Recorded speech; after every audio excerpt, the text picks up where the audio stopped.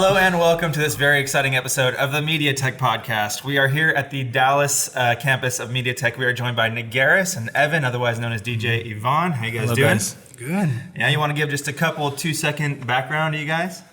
Audio engineer, ADR engineer, music producer, teacher, instructor, friend, family member, husband, father, son.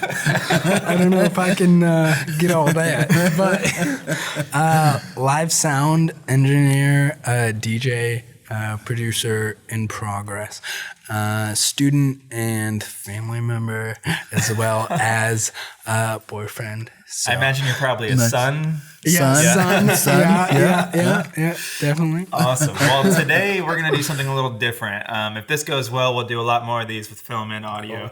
I want to go over the top 5 songs by chart position so far this year. We're recording this and it's early October 2019, so this list might change, and I know that this list is kind of subjective. I believe that this list was put together by officialcharts.com. And we're going to go from 5 to 1. There were a couple songs on here that I did not know prior to today. Actually, just one. But we're going to start at 5, and that is Sweet But Psycho by Ava Max, which evidently came out last year. I did not know that, and it's interesting that it's so high on the charts for 2019. I guess maybe it didn't blow up until earlier in the year, but... Yeah.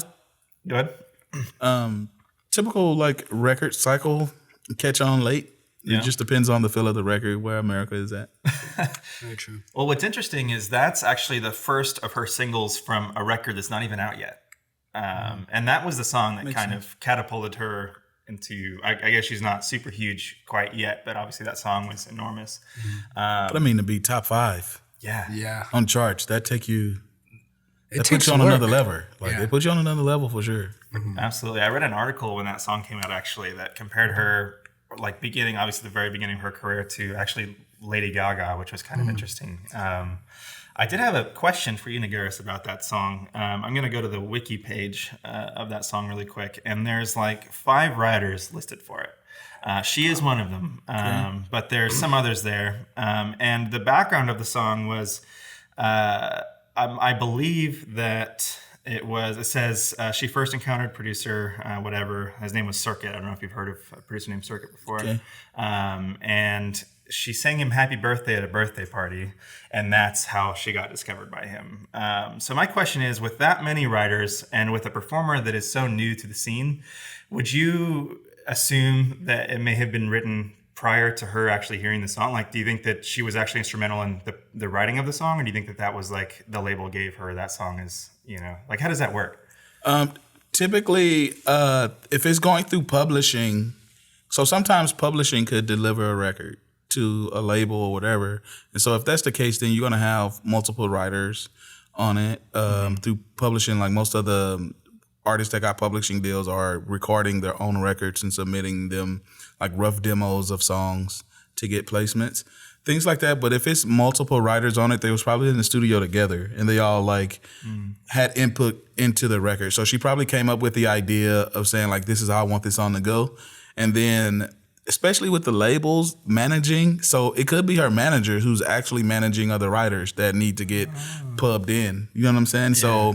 So especially in the industry, that's how they operate. It'd be hey, I got this writer, I'm trying to get a feature, but I also need to place my writers too. So they work the buddy system per se for that reason too. So you could be signed as a writer under management, and that could be her manager too. And so get some writing credits, put them in the studio together. If they contribute to the record, they get writing credits. Or they genuinely could just be in the studio, a part of her team, part of her production team. That's a team full of writers, singers, producers, music people, and then they all have contributing elements to the record. Gotcha. So it could be, this lyric doesn't, quite fit into the scheme of everything. Let's adjust this and put this word here and do that. Gotcha. And then that's how those things come into play too. I'm glad you said that, because there was some controversy actually of the lyrics of that song, which I thought was a little bit funny, because it was from some people, some mental health professionals, that said that they were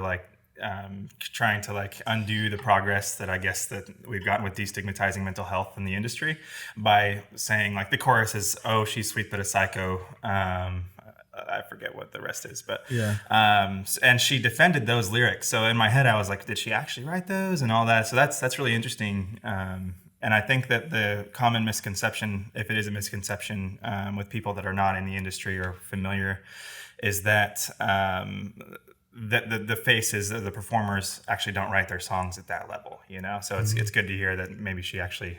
Yeah, and a lot of artists do pen their music, but at the same time, like, if it's a great song, like, great writers, I won't say most, but some of the great writers can't sing. Yeah. You know what I mean? And some of the great singers can't write. So they need each other, you know, in an essence. Like, sometimes you just need a great song. And at the end of the day, that's what the label care about, and that's what the artists want, too.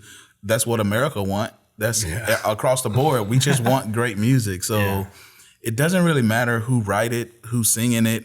If it's a great song and it's delivered the right way, we really don't care. It's like, you know, it's a reason it's top 5. We genuinely like the record. We felt like, you know what I mean? Like, it made us feel something. If she didn't write it and she delivered it that way, that shows even more of her ability to be able to pull from that and to make it sound authentic. You know what I mean? And the delivery, like to make it hers. You know what I mean? Like that's true art as well. So to have that, you know, that speaks volume for artistry as well. For sure. Do y'all have any just passing thoughts about the song itself? Like, I just remember last year having it on my playlist and remember having people request it, and I remember it just being such a hit even back then before it was even on the charts. Yeah. I think that it just shows like not just her determination in that, but also like if you keep pressing in, it'll turn into a diamond. But that's the thing of an organic growth of a record. Exactly. Like it can release the previous year and organically grow into that hit. Like that's people saying, I want to play this record. But at the same time, like it's a great record. Yeah. Like when you create a great record, all you have to do is put it out. Like people will you're going to gravitate, like it'll attract the audience to it. You know what I mean? And I think a lot of artists today, they spend so much time like worrying. Exactly. And like plotting, like, oh, it's gotta be like, is less, it's right? like, it's gotta be right. It's gotta be all of these things when it's like, no, just have fun and make great music. Exactly. Put it out to the world. Yeah. People gonna gravitate to it. And it could be a year. It could be 2 years. It could be 3 years for a song catch on. You know? It could be 4 years. Or you can just generate your money over time and just get your streaming dollars and just like treat it as a retirement fund or something where money just piles up over time. Because everybody consumes so much music. Like bootlegging and pirating music is down to a minimum because you got so much access to it now. Yeah. So you don't have to burn CDs. You don't have to like illegally download music anymore. You literally can get your streams up. So it's like, put it out to the world. Like somebody's going to grab it. If it make a playlist, you never know. You can make DJ Evon playlist. And go from nobody to somebody overnight. Yeah, like this is true. crazy. Speaking of what you said about pirated music, we got to move on here in a second. But I'm not admitting to any previous crimes, but I have not pirated any music in like 5 years. Like ever since Apple Music and Spotify came out. Like I don't know. I hope that's normal. But so number 4 is a song I actually didn't hear until yesterday when I was trying to think about this podcast. It is "Giant" by Calvin Harris and forgive me, I think it's Rag and Bone Man. Rag and Bone Man. Yeah, that's his name. Rag and Bone Man. I like it. I mean, it's very Calvin Harris. Oh yes, definitely. Like he's got the tropical vibe still going. I feel like the tropical vibe, but at the same time, like it's stadium. It's stadium worthy. Like I felt like his music, when you see it live and you're a part of the energy live. Like it's totally that's the experience of it. Like he create for like this live show. Like even though, but to have it translate, you know what I mean, through like streaming and like, you know, radio and things like you that. You gotta see it live to see it. But the live show, like the energy of it live takes it on a whole nother level. Like, oh my gosh, it's true. Like, and you feel like he's a giant. Like Yeah, you really exactly. like Like he's stand on all his the way up shoulders, like there. he's all the way up there. Like, what are you doing up there? Yeah. And consistency of him. Like he's just so consistent with his music. One thing I like about Calvin Harris is he's not afraid to just put stuff out there. Yeah. Like true. I remember his first song ever. I think it was like "Gotta on the Beat" or whatever. Like the album. He said he recorded that in his room with a computer and gosh. like GarageBand. Like that's that and now he that's has on a like a whole nother multi. level, That's bro, like on a like- whole month. Now he has like multi-million-dollar studio. And Exactly, It's just like like, the but he's still doing that. Like, But that's what simple that's what it's stuff. about. Like you get Yeah. access to like all of the gear. and it's just You know what I like, mean? do I need this? Maybe. But Like, do I need 20 keyboards on the wall that's got all these sounds? yeah, exactly. Probably not, but you know what? I got access to them. Exactly. So it's like, I'm going to make something epic. And I Yeah. feel like that's what Calvin Harris do. Like, he go in and be like, he's so Just unique with amazing the that you can sound. just go in and just be like, okay, this is what I want. Yeah. And let's make it happen. Yeah. Yeah. But I also think like he makes it and then he's like, you know what? Let's just try this button right here. See what that does, you know? Yeah. Let's see what this. Yeah, that sounds like it. Just like I feel like he doesn't really keep much thought into his music as long as it is repetitive.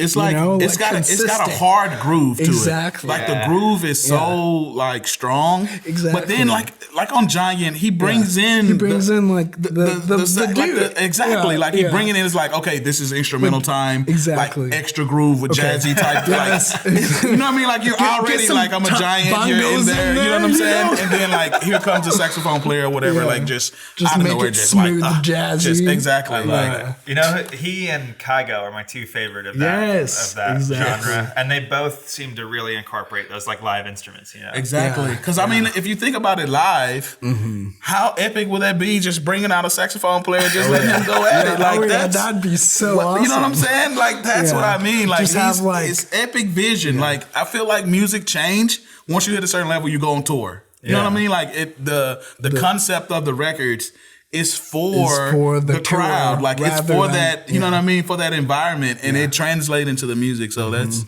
amazing. For sure.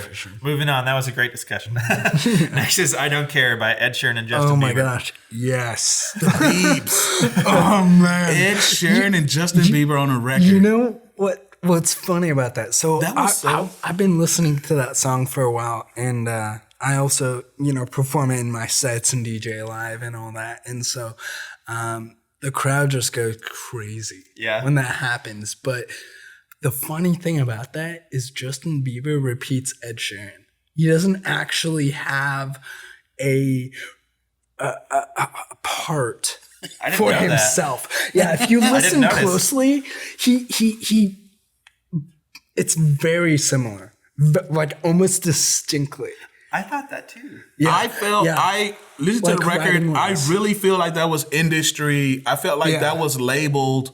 Yeah. That was a label put together. That was Yes. like Yeah. probably Peter and like his management. Like this would be a dope. You know what I'm saying? Yeah, like this would be a idea. dope collab Like just this because. collab just because of who they are. And I felt like it was two branding Yes. powerhouses Yeah. coming together. You know what I'm saying? It was like same with Antisocial. I feel like that was a little bit somewhat too, but still had that.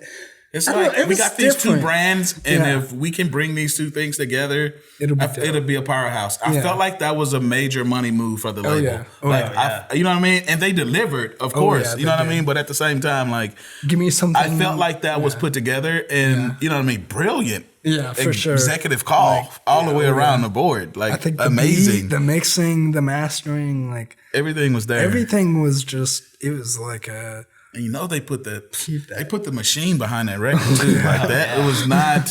They called everybody, radio, whatever directors. Look, we got two powerhouses on the record. If you was an independent artist going into the label, going into the radio station with your record, and you got Justin Bieber and Ed Sheeran, like bro. no, Yeah. you don't even worry about it. You can just pack your stuff up, go back to the house, and They got their record for the week. To be fair, For the year. For the year. For 2 years. For 4 years. For 5 years. Well, I've honestly, I like the song. I'm not a huge fan of Ed Sheeran's music, to be honest. Although I think he's number one, though. He's got to be one of the best writers of that genre right now, because he wrote for like One Direction and all these other stuff. It's like Taylor Swift. You've got to admire him, you know. Yeah, for sure. And then Bieber, man. Bieber is just Bieber, man. Like for real, like any song that he's on, just thousands of millions of people just flock. For sure. You know, a Bieber night, you know. Jeez. A believer. That's it. That's the word. A believer. So next is Old Town Road. Oh, man. Oh man. I probably just clipped on the microphone. You're good, man. I love that song. Am I? Old Town Road. I'm going to wait. The number one longest running bro, Old Town Road transcended genres. It made history. Yeah. It made history. Like, hands down, this is the number one requested song ever. Really? Like no doubt about it. Like, it's so ridiculous. Like, you can't even be mad. Like, I've seen Hood, Thug, Old Town Road come on. All that gangster stuff go out the window, man. It's like... Then the video come out, then the video is awesome. I mean, boogity. Like, the whole thing. It's like, bro, to see him go to an elementary school and sell, like all the kids, grown-ups, everybody is Old Town Road. Oh, man, it was lovely. And then they do the remix with Billy Ray because of the whole country situation and the charts and all this. Now they can't say no. What are you going to do, man? Like, and then when you bring that to the Country Music Awards and all this here, when they do, it was that solidified. It's over. It's over with. Like, what are you going to do? You cannot be mad. Buy the record, stream the record. Yeah.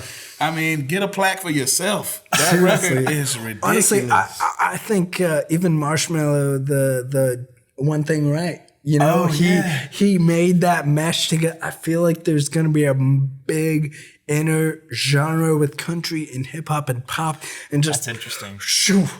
Just like you see the trend now. It's definitely like Panini. It's this thing. Like, for me, like hip hop and country are like the two that haven't really been connected yet. It's not, and it has, because it's got a groove, like the storytelling of country music and what it's about, and then hip hop, and then the hip hop with the groove piece to it. It's like, man, you see country like leaving its roots, and it's going more pop. It's going more. You know what I mean? It's more rock feel, like you know what I mean. But then to like take it to another level, is like okay, we're gonna even further. Let's step over here into this hip hop thing over here. Yeah. Or the hip hop guy saying jazz and country, and then like exactly. Yeah, like hip hop and jazz. Like, hip hop is jazz. Well, that's very true. Like, you know what I'm saying? It's like birthed from it. That's very true. But like a more traditional twist, that'd be crazy. It's exactly. So we can only see what the future holds, and the amount of time he spent on the charts. That man made some money. Yeah, he's 20. He's 20, and he's 20. Like, I had to move out my parents' house, so I made Old Town Road. That's literally what not only that, he moved out of his parents' house to live with his sister, and she was about to kick him out, and that's when he wrote it. Yeah. Isn't that crazy? Now everybody's like, come stay here. Matter of fact, can I come stay with you? Yeah, exactly. You owe us. And I want to bring my electricity that you used to write that record. No. I want to quickly touch on the production of that song. He bought that beat anonymously for $30. Yeah. And I know. See, this is the thing, how the industry and music people, producers, like, hurt the game. Yeah. You know what I mean? Like, you can go buy the music for $30, but then you probably miss out on millions. Yeah. Like, you know what I mean? But at the same time, like, you get access, you got so much access. Yeah. If 500 people bought the beat at $30, you know, as a producer, you're making money. So I see both sides of it, but it's like, man, you heard it, but at the same time, like, you produce Old Town Road, though. That's something that you could take. That's something that you can take and say, hey, I made platinum. Like, that's. Like, hey, this is an achievement, and I don't even care, like. But you still get your this credit. industry- Oh, yeah. And the industry standard nowadays is like, Still probably getting a piece of the money. still, yeah, but at the same time, like, this is what shows that anything is possible. This shows that if you have a dream and you want to pursue it, pursue it. But it shows you the power It of the shows youth. the power though. of the youth. Yes. That's the key piece. My generation. Like the youth, elementary, app-loving kids Oh, that's yeah. on their phone, TikTok, Yeah. being the brand that like Yeah. the app is what like And you got know it who going. started You know that what I mean? trend? It was himself. Right. He started the TikTok trend himself. He was like, all right, let's, do something funny on here, And there And it then- is. and then Old Town people Road. just started, People's like, like, you know what? gravitating This towards that. actually sounds great. Like, Yeah. and Even people the fell in love. original wasn't that great. Like Like, think about it. the original, it wasn't complex, Yeah. but at the same time, like it captured you. Exactly. Yeah. You know what I'm saying? And I think as listeners, that's what we want. what we you know what I mean? want, Like yeah. when we go watch movies, for guys, we We want that use action, the guy on the screen as this person, so we attach get ourselves to sucked that. into You the- know what I'm saying? the We are story. that. We become Netflix does a that. The guy on great the job at screen that. becomes Yeah. our surrogate Exactly. almost. You know what I'm saying? And I You're think like they want really that into it. in music too. Like we Yeah. do that so much with film. When it goes into the audio side, if we There's can nothing dive there. into somebody's world and kind of like see it, you know what I mean? The way he painted the picture, I think, Oh, yeah. that kind of like took it to a whole. Yeah, I think that definitely did. Especially my own music, keeping it simple. Keeping it simple, just letting, the artist rap, and then I just, hype up, That's it. We'll see. So- 2020 Yeah. top 5. There it is. Maybe. Never 2020 know, top man. 5. Never know. This podcast might be very different. This podcast could be different next time. Oh, yeah. It's DJ Evon. Like, Man, dude. how are you spending 15 weeks on the chart, bro? It's crazy. No, At man. number one. Even like one Keeping it week. simple, huh? 1 week would be great. An hour. Can you imagine? Yeah, exactly. I mean, we're one song away from a hit record. I know, right? We're one song away from a hit record. Crazy. Yeah, man. So number one, my least favorite of the top 5, "Someone You Love" by Louis Capaldi. Yeah. The piano ballad. It's the piano ballad. It's good. I just feel like, I don't know, the last several years I felt like there's always that song in the top 5, and it's always like a depressing you want to listen to when you're sad. Like there's nothing against it. I just feel like it's playing right. Not that the other songs aren't playing into their own sort of cycles, but The ballad beat Old Town Road? yeah. Yeah. Isn't that crazy? Oh man, we gotta I check didn't that see site, that. man. Yeah, I I'm don't checking know. it for bias. Is it Yeah. bias? I would- What I is would've up? done How much Billboard, money?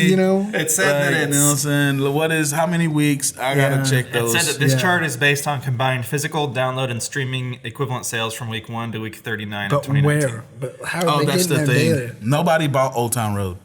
They just streamed it. Just streamed it for Are you sure? like Because the audience is very the different. audience is different. Like you know what I mean? Like parents wasn't going to buy the single. We not finna do that. I don't know, man. We will definitely load up Spotify, let you get on YouTube and play that record 100 times. Yeah. And it stayed on the radio. Yeah. But it wasn't a purchase. Like it wasn't something that we was like, I got to have this record. We I don't enjoyed know. the record, Yeah. but the ballad, people bought that. Like the age demographic, Yeah. you know what I'm saying? Like that record was probably That's purchased. true. So that's probably it. For sure. So having gone through the top 5, list from your favorite to least favorite. What do you think? Well, the first one is probably my least favorite. The second one here's is the list again if you probably wanna see number 5. I would say it would go number 1, number 4, number 5, number 3, and number 2. So Sorry, from favorite to least favorite. So, favorite. So what's your my favorite? bad. So switch that. Okay. So 2, 3. So number 2 is Old Town Road is his number 1. Number 3 is I Don't Care. Number 4 would probably be Giant. Number 3 is Giant. Number 4 is probably Sweet But Psycho, and number 5 is Someone You Love. All right, Old Town Road is number 1. Sweet But Psycho, number 2. Giant, number 3. Ballad, number 4. And then I Don't Care is last. And then I Don't Care is last. I'm similar. Because I don't care. Similar for me, I'd say. Actually, Sweet But Psycho, I don't know. I just had that in my head for like months. I don't know. I like Ed Sheeran and Justin Bieber, okay? I'll say it. You're a believer. Yeah. So for me, Sweet But Psycho, then Old Town Road, then Giant, then I Don't Care, then Someone You Loved. I'm just not a fan of Someone You Loved. But that being said, Someone You Loved, I think is the only one on the list that was produced with like 3 instruments and a vocal track. Honestly, that's... that's my style. Like, I like... Just like, you know what I'm saying? Simplicity, but like you can make those sounds sound so huge because they can use more space in the record. You know what I'm saying? When you start adding a lot of things, that's when they your have to get CPU small just says no. In the, you know what I mean? Yeah. And then the listener, if they can't ingest it, it's gonna be, you know what I mean? Yeah. It's kind of like jazz. Yeah. Like some people can listen to jazz for the musicianships and all of the runs and the scales or whatever, and they can appreciate that. But the common listener that's listening to the radio or listen to jazz and be like, I just don't get it. Like, it's cool. Yeah. But it's just over my head. Like, it's just too smart. You know what I'm saying? Sometimes you just have to bring it down. Yeah. You know, dumb it down. Simplicity, man. Yeah. Keep it simple. So that's what I'm learning. Yeah. Well, awesome, guys. Thank you so much for doing this. I'm making a song. It's just going to be an 808 and a snare and a vocal. Going number one, baby. Number one, 2020. 2020. I'm running the charts. 808. I dare you. 808, a snare drum and a vocal. Now. It's going down. Check it out. A year from now, we'll have the number one and the number 2. Number 1, number 2. And we keep trading spots. I don't know why. It's just it's like, God dang it. I mean, maybe we just keep listening to each other. Or, you know what? Then we have an executive decision and we collab. Like Ed Sheeran and Justin Bieber. And we take over. Nagaris and Evan Smith or DJ Evon, whatever it is. That's amazing. That would be dope. So where can they learn more about you guys? Where can they? I'm sorry, I missed the question. Where can they learn more about you guys? Starting with you, Nagaris. All right, where can they learn more? Nagaris.com, Nagaris.com. Oh, of course, MediaTech Institute. I suggest you guys come to MediaTech Institute, check out the facility. Matter of fact, come to one of my classes, and I guarantee you wouldn't want to leave. We're giving so much game. I'm dripping so much sauce into your mind. It's ridiculous. It's all sauce packs and golden nuggets. Think about it. Sauce packs and golden nuggets. It's amazing. Evan, you got a lot to follow here. Yeah, so you can reach me at www.djevon.com or look at my Instagram or socials, DJ Evon HG. I also have cards, number, email info@djevon.com. I do concerts, weddings, live events. I'm the DJ for every occasion, so just let me know, hit me up, and I would love to make your day. Make sure your money right, though. DJ Evon charge a lot of money. Not a lot, but standard.